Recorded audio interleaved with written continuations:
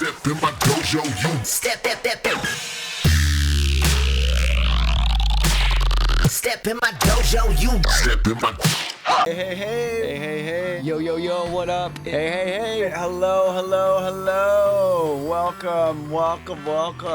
At Producer Dojo, we have a constant stream of live events waiting for you to come get your learn on. Sign up at the link below to make sure you don't miss out.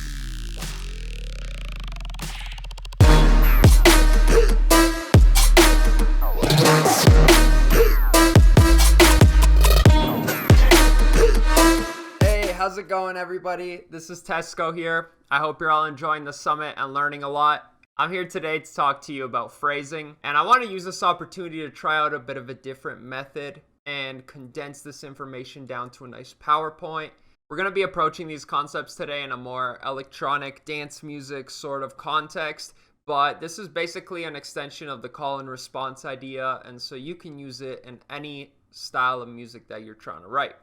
I just want to quickly give a shout out to the weekly download. There's a handful here that have really helped me out, and if you're looking to go deeper on these concepts, I definitely suggest checking out number 40 on checkerboarding, number 42 on leveling, specifically the point on mix hierarchy. We're going to go into that more later. 72 on horizontal and vertical composition, and number 118 on phrasing, the PVRD method.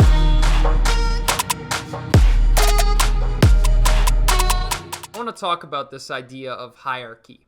So by definition, hierarchy is defined as the classification of things according to their relative importance.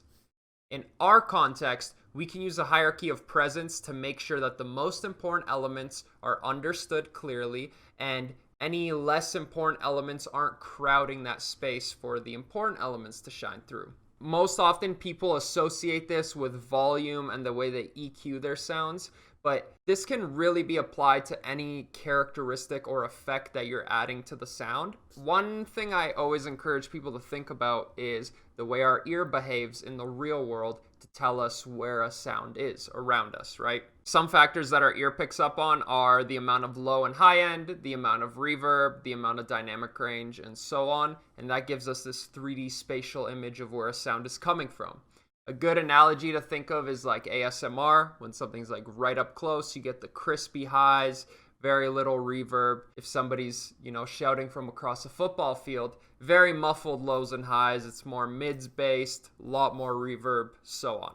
Checkerboarding is this idea where sounds are trading off in this sort of call and response manner, and no sound is ever stepping on the toes of another sound. A good analogy for this is like a breakdancer crew, where you might have 10, 20 Jabberwockies doing their little dance routine, right? In the spotlight, though, there's only going to be one or two maybe doing like a back and forth, but the rest of the crew's in the back holding off until it's their time, and then maybe in another section of the song, they swap out, do whatever, but it's always very clear to the audience where they should be focused on.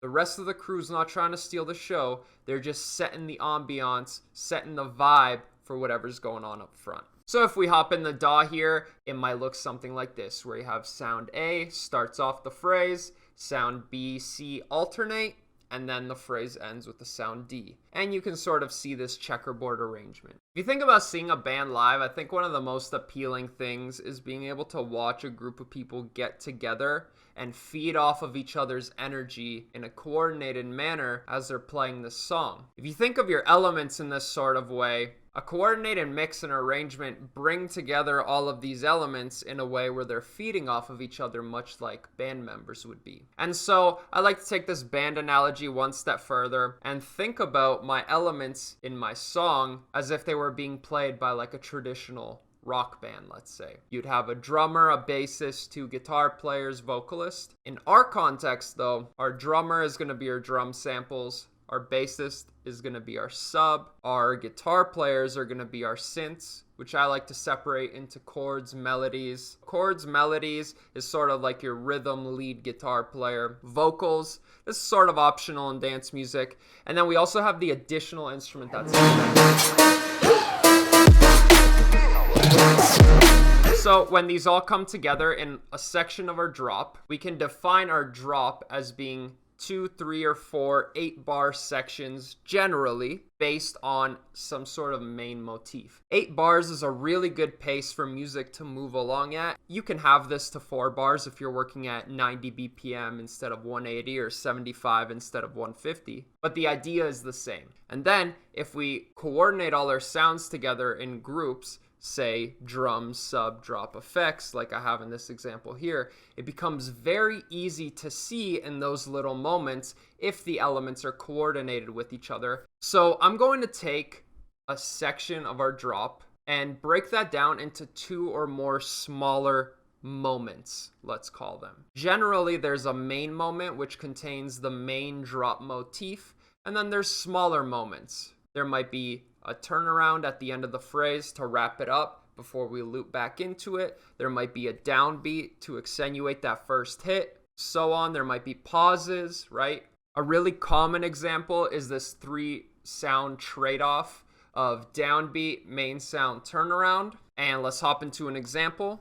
Shoutouts to Unk from the Dojo. His new song with Ravenscoon is a great example of this classic 3 sound sort of arrangement. I've outlined where each moment begins with the MIDI clips below it. And so A you'll see is the downbeat, B is the main moment, and C is the turnaround moment.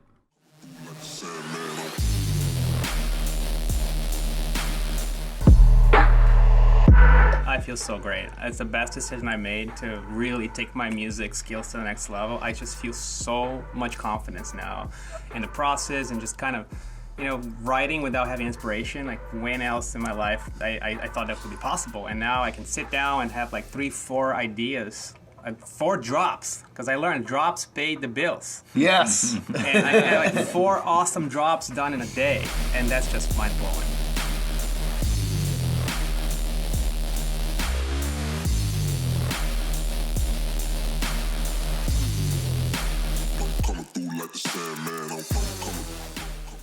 Another very, very classic example is Skrillex, Scary Monsters and Nice Sprites. And now you don't have to stick to this downbeat main sound turnaround sort of arrangement. There's multiple ways to do things. And I'll show you an example of one of my songs here.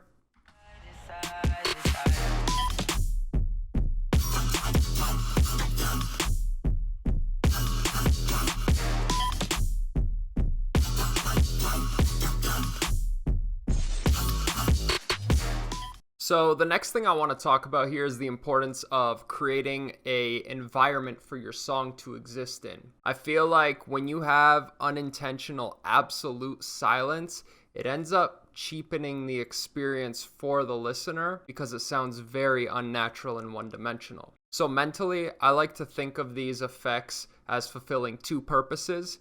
I have the general hype, which is the consistent noise, just very faint floor noise in the background, like -40 to -60 dB. And then there's the filler effects, which help guide the movement of energy from moment to moment. A really subtle touch of reverb or slapback delay or corpus or something like that can also just give a bit more natural feel to your sounds and help them exist in a space and contribute to that ambiance. So now we can take that idea of checkerboarding, pair it up with the effects, and synchronize all our elements together and lock them in, much like the musicians jamming in a live setting. This is going to help us reinforce our drops and just emphasize that phrasing without detracting from that main idea, which helps us enforce that hierarchy of presence. So let's bring it all together. I'm going to open up one of my project files. I'm going to play it through, and I'm going to show you in each group how all of the elements are coordinating with each other to help emphasize the movement of energy. Still smells a little wonky though. It's normal.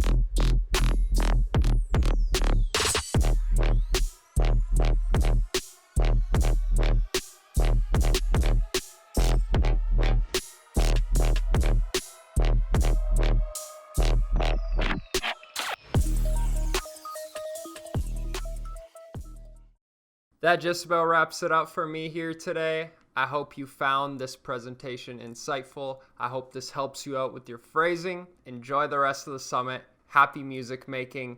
Stay safe out there. Peace.